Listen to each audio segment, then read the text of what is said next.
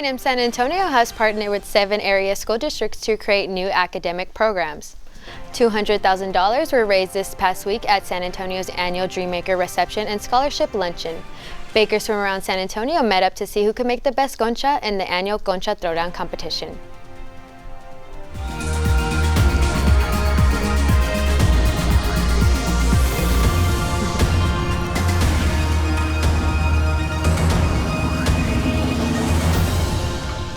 Hello and welcome to Enlace. I'm Aricela Mendez, and today we will be covering the latest news on campus and around San Antonio. A&M San Antonio has partnered with 7 Bexar County independent school districts for a new initiative to better prepare students for college. Armando Villarreal tells us more. A new collaboration between A&M San Antonio and San Antonio area independent school districts aims to create a pipeline for Jaguars going into the education field. The program will connect education students to nearby districts with high need for teachers and specialized staff. On November 22nd, Texas A&M University-San Antonio announced partnerships with 7 different school districts in southern Bexar County region. Independent school district superintendents, A&M University, and elected officials gathered to break the news. It's a game changer. This is great for our community. It's something that is long coming, and I'm so glad to see that it's happening. The program is called Aspire, short for A&M San Antonio and South Bexar County ISD's Partnership to Impact Regional Equity and Excellence. Recently, a reporter asked me, what is the single most important issue that we can address to reduce poverty? The simple answer is education. The Charles C. Butt Foundation helped launch the partnership with a gift of $1 million. The money will help create lab school model classrooms. The independent school districts in Aspire include East Central, Edgewood, Harlandale, Somerset, South San Antonio, Southside, and Southwest ISD.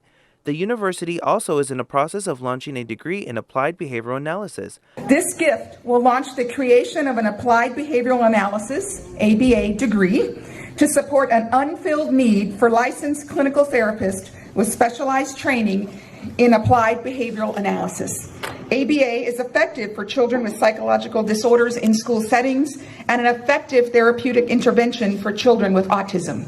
Aspire will also include new academic programs for children with special needs. One of the first actions of Aspire will create an autism assessment program at Edgewood ISD to assess students for special needs. I'm Armando Villarreal, Enlace. The National Honor Society for Transfer Students, Tau Sigma, hosted their very first Friendsgiving as a way to continue to engage with fellow transfer students and recognize their high achievements. Juan Espinoza, coordinator for transfer student engagement, said he expects membership to double in size within the following year. So this was our first semester, and we really had to lean on a lot of student organizations, Student Government Association, other like Greek Life, and other departments to help us, incorporate Tau Sigma as a new student org. Espinoza also said he hopes to provide a point of contact for future students transferring to the university. The A&M San Antonio Foundation hosted their biggest fundraising event of 2019 at the Dreammaker Reception and Scholarship Luncheon.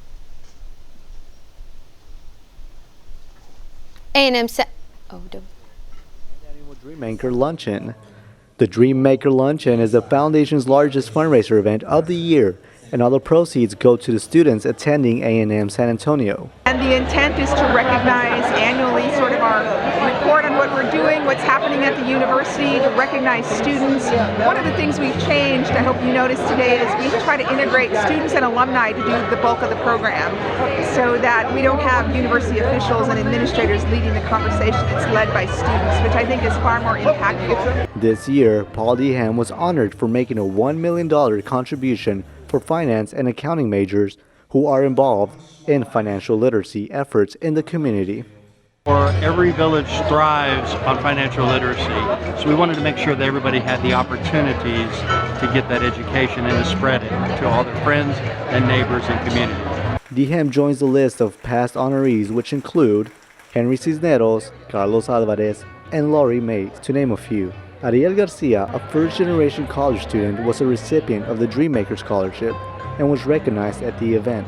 Scholarships really helps me out because, the tuition is affordable at A&M, but still it's a hefty thing to pay out of pocket. So scholarships just really helped me out, so it's nice to give thanks back to the people that really help us. It's crazy because there's some times that I've thought like, oh man, I don't know if I'll ever be able to finish this, but it's amazing to be able to be the first person in my family to achieve this honor, I guess you could call it, and just be someone to look up to for my cousins to show them, hey, you can do this too if you really put your mind to it. Throughout the day, the university held a fundraiser to raise more money for the scholarships, where they ended up raising $192,000. For Enlace, Eleazar, Rodiles. A&M San Antonio's Mexican-American Student Association, known as MASA, hosted a meeting to discuss topics affecting the Hispanic community nationally and citywide. MASA invited other members from various San Antonio colleges to discuss the challenges the students face on each campus. A&M San Antonio's MASA advisor, Adriana Santos, talked to us more about the collaboration between these different MASA organizations. This event is really important because we have a long-standing tradition of Mexican-American student organizations in San Antonio since the Chicano movement of the 70s, but because A&M San Antonio is such a new institution and our Mexican-American student organization is only about 4 years old, I think it's really important that we reach out to other student organizations here in San Antonio so we can collaborate, so we can support one another, so we can network, and to really find out what issues we can work together on, because there's still a lot of important work to do in our city and at our universities. The event came to an end with a ballet folklore performance. According to the organizers, this type of meeting will become a tradition to pass on to members in the future. This past week, the Office of International Affairs hosted multiple events in celebration of International Education Week, which gives students the opportunity to celebrate benefits of international education and to show appreciation to the different cultures within our school's community. The event that took place consisted of an international flag parade, a poster fair, a series of international films that were shown throughout the week. And the whole purpose of this week is to give our U.S. Students a glimpse of some of the international, cultural celebrations. International Affairs also had a tabling event where you can learn different phrases and have your name printed in a foreign language. Do you know a young woman getting ready to celebrate her quinceañera? They may cost more than you think. Stay tuned for more.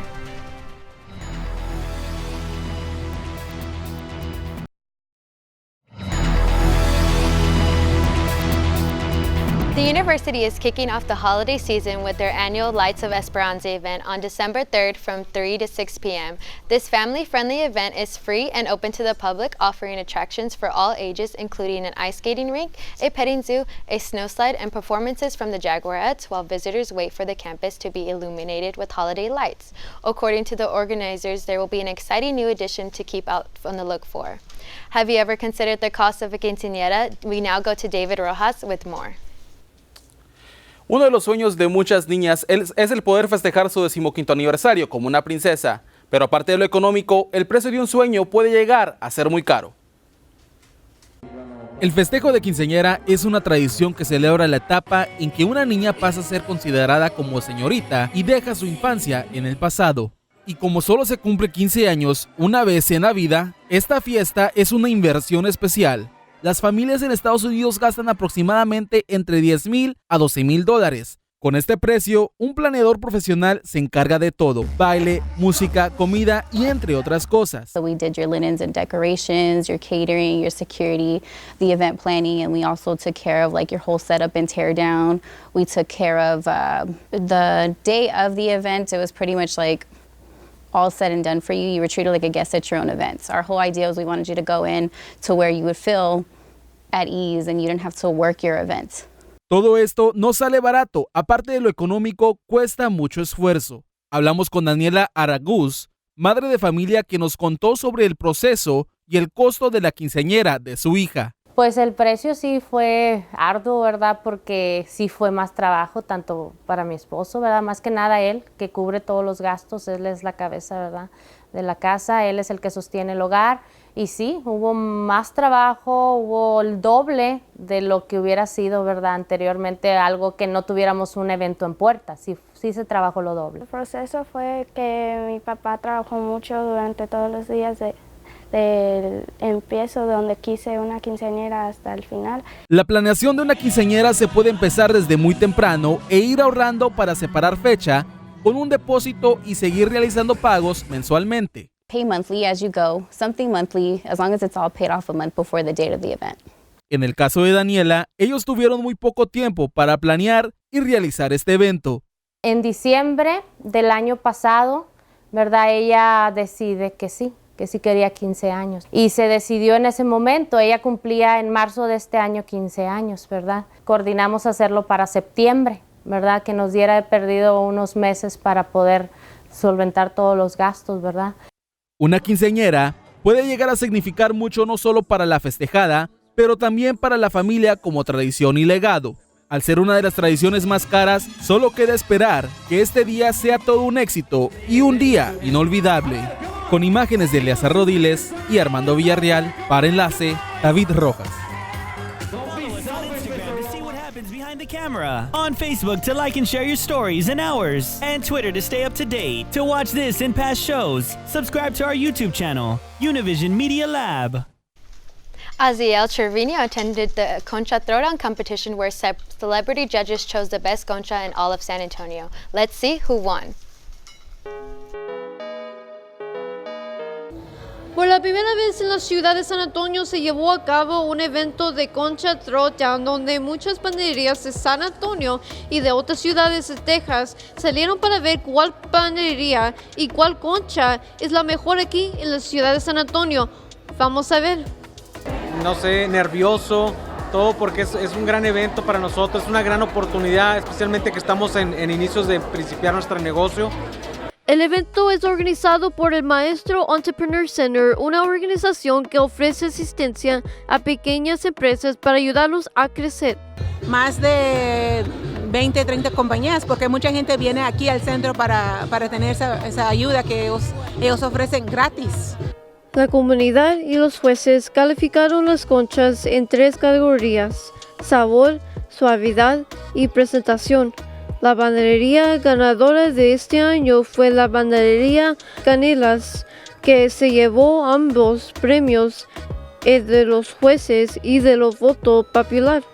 Los panaderos recogieron un plato para celebrar su triunfo. Además, los asistentes tuvieron la oportunidad de aprender sobre la cultura de las conchas. Y el pan de dulce mexicano es una arte que queremos que todo el mundo conozca. Like so much Hispanic culture and like fiesta and the conchas, and I love how everyone just comes together. You see like everybody out here all just coming out to try conchas. Hay más de 2,000 nombres diferentes para el pan dulce y la forma en que uno se refiere a las conchas se puede decir mucho de su origen. La académica Ellen Rojas Clark, que fue uno de los jueces, ha estado trabajando en un libro sobre las conchas en los últimos años. Para Enlace, Oziel Treviño. And now we go to Armando Villarreal with our weather update.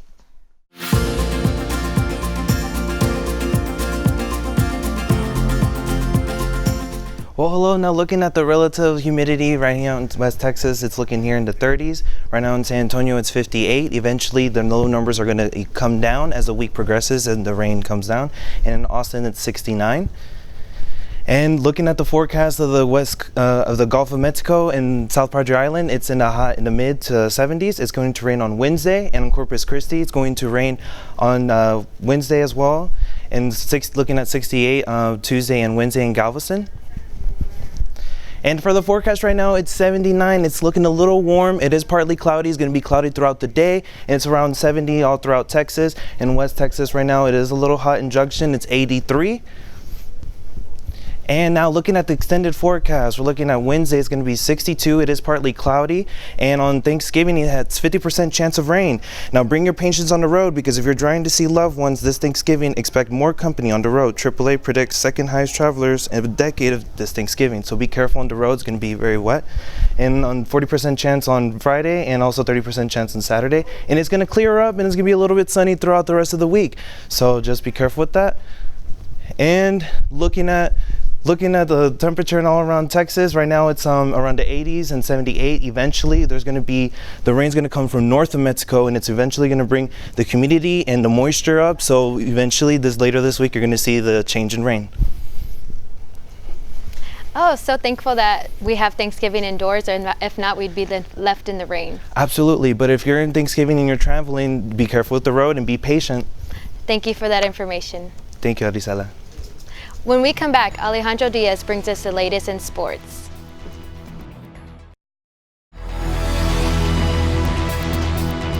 Hello, welcome back. The May Center organized a vigil on November 20th for transgender women who have been killed over the last year. Participants shared emotional stories of the lives of the transgender women, how they lost their lives due to hate crimes this year. The university's campus community resources provides the LGBTQ community a safe place for anyone that needs resources. Armando Villarreal visited the Briscoe Western Art Museum this past weekend as they held an event to celebrate Native American Heritage Month. Let's take a closer look. We're here at the Yanaguana Indian Arts Market, where it's hosted at the Briscoe Western Museum of Art, where they have live music, Indian art, jewelry, and pottery. Let's go inside and check it out.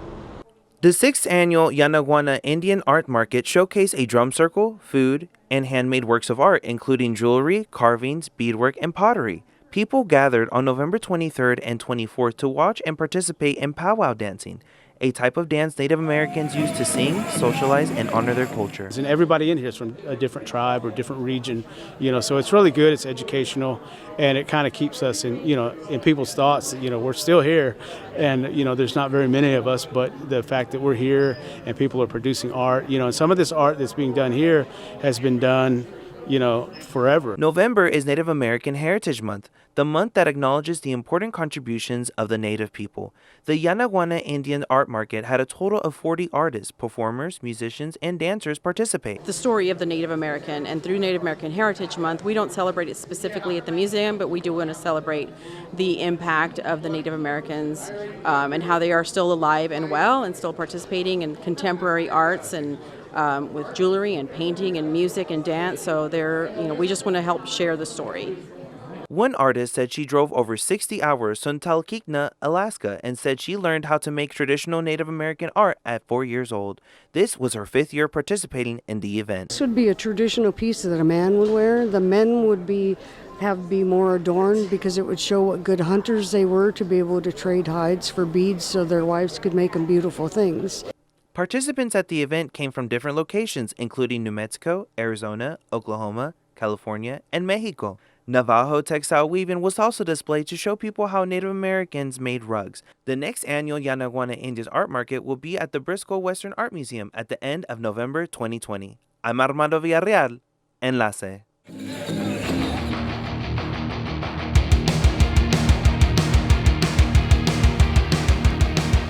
Buenas, los saluda Alejandro Díaz y bienvenidos a Jaguar Sports, como siempre con lo mejor del deporte en esta semana.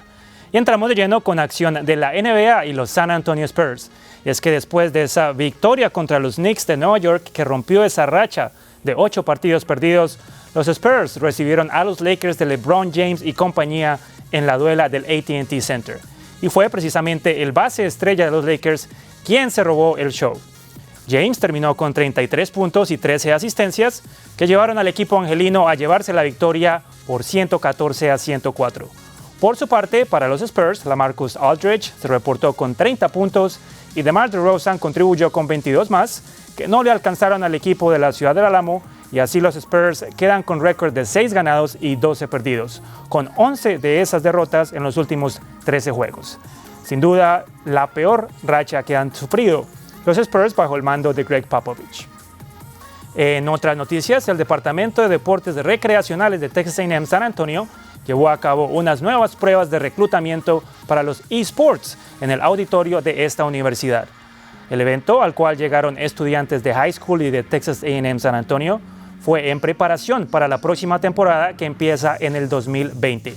Estas fueron las segundas pruebas que se completaron este año, luego de que se hicieran durante el verano en Play Live Nation. Los juegos que se usaron durante las pruebas fueron Apex Legends y League of Legends.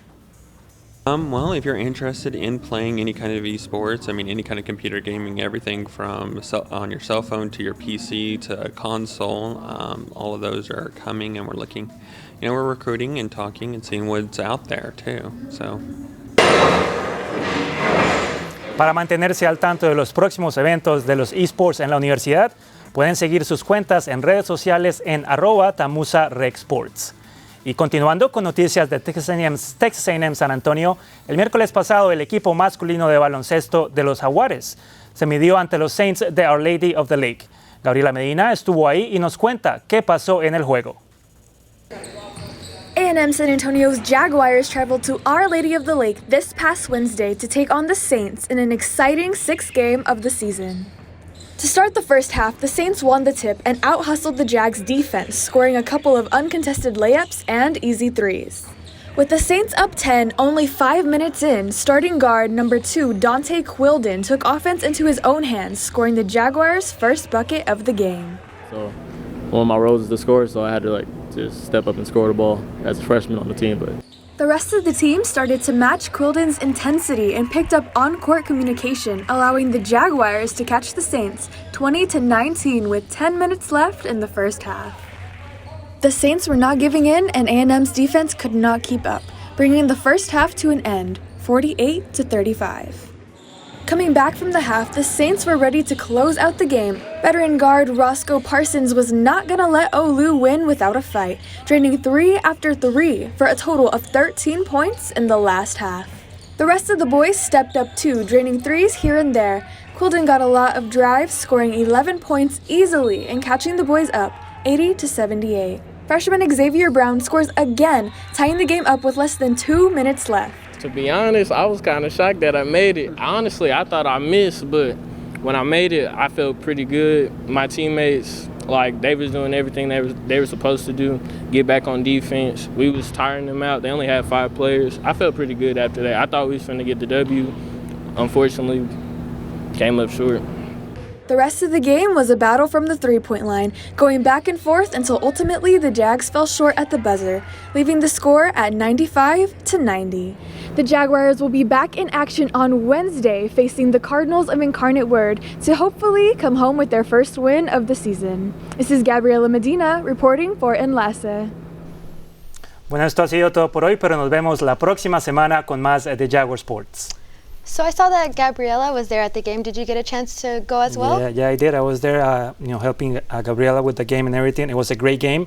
They were so close to getting their first win. It came down to the final seconds of the game, and they just, they didn't get that lucky break on defense to be able to get over that hump and finally get their first win. But hopefully, in the next game, they will. Yeah, hopefully they get that win in the next game. Thank you, Alejandro. No problem. Don't leave just yet. We have the latest in entertainment news coming right up after the break.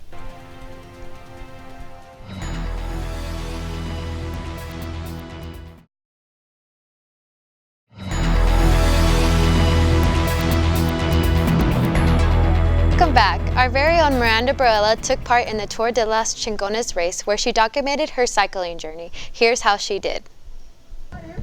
We are here at the first annual Tour de las Chingonas race, where over 270 participants are riding this morning. I am one of the participants that will be riding in this all-female bike race. Let's take a look. TDLC was held at Texas A&M University-San Antonio this past Saturday. The morning started off with participants picking up packets and signing waivers for the mapped-out bike ride. Participants could choose to ride 10, 20, 40, or 65 miles. Why all female? The TDLC said the goal was to build a world of non-judgmental racing experience for the everyday female. Race creator Erica Espinosa and Michelle Lara noticed a need for more female presence in the biking community and wanted to encourage more women to bike ride.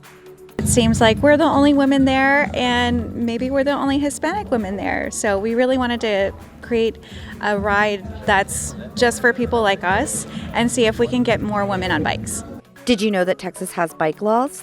One being that motorists must give 3 feet of clearance when passing a rider.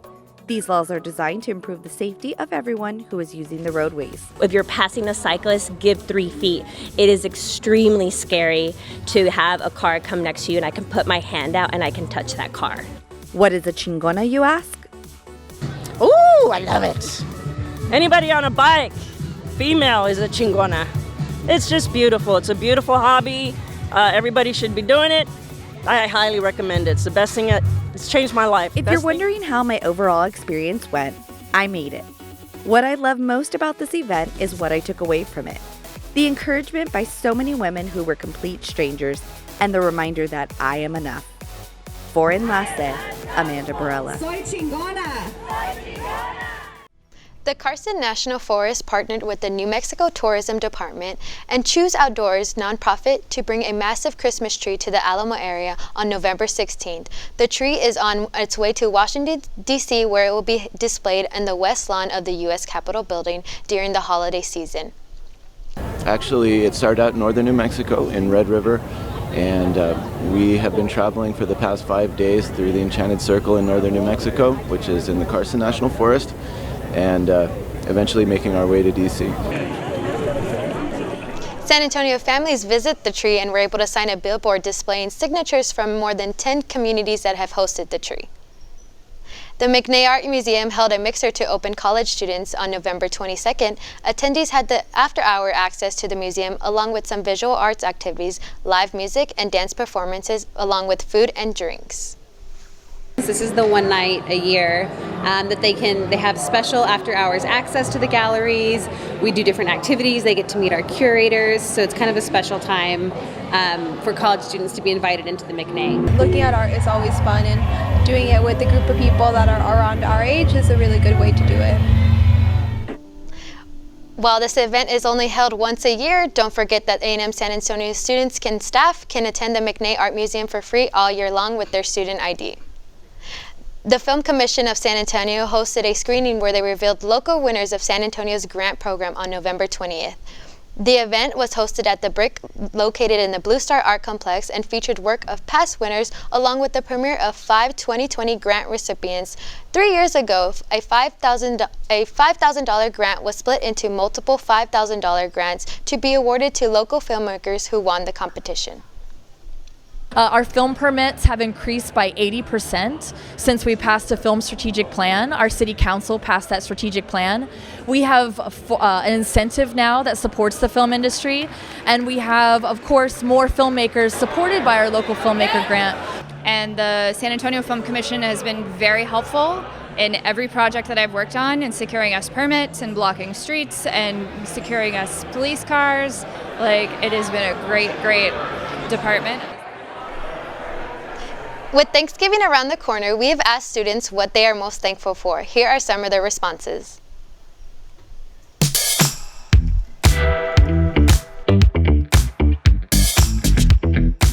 Oh my goodness, there's so much to be thankful for. I'm thankful for having good health and having my family. I'm very thankful for my parents. I'm thankful for my family. I'm thankful for my healthy children. I'm thankful for, ultimately, I'd say my family. I'm thankful for my family, for the support they've given me.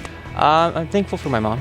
I wouldn't be here without her guidance and her support. And I'm thankful for my family, my students. For family and also for education. I'm thankful for family and friends and my health. I'm thankful for everyone that's in my life and everyone that's helped me to get to this point. I am thankful for this school. I am thankful that I'm still in college because it's been a struggle. I am thankful for the school and its opportunity that it's given me. My health, my family. I'm mostly thankful for my family, of course, the opportunity to get an education and just that I'm alive and breathing. David Rojas gives us the inside scoop on the latest in entertainment news.